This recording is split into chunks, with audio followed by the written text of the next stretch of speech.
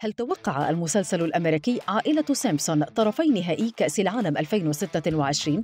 سيمبسون معروف بتوقعاته المثيرة التي تفاجئ الناس بأنها تحدث بعد سنوات، فهو في إحدى حلقاته تنبأ بتولي ترامب رئاسة أمريكا في الوقت الذي كان فيه دونالد ترامب مجرد رجل أعمال ومهتما أكثر بالظهور في حلقات تلفزيون الواقع، وغيرها من التنبؤات التي لا تزال علامة استفهام لدى الكثيرين. وفي بطولة كأس العالم لكرة القدم توقع المسلسل في إحدى حلقاته التي أنتجت عام 1997 طرفي نهائي المونديال وهما المكسيك والبرتغال، ولم يكشف المسلسل في أي مونديال ستحدث هذه المواجهة، ولم يلتقي المنتخبان في كأس العالم سوى مرة واحدة عام 2006 في دور المجموعات.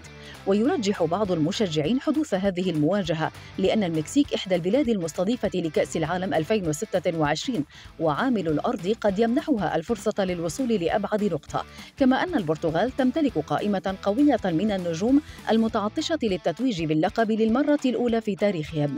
فهل تصدق تنبؤات سيمبسون وتتحقق أحلام رونالدو الأخيرة؟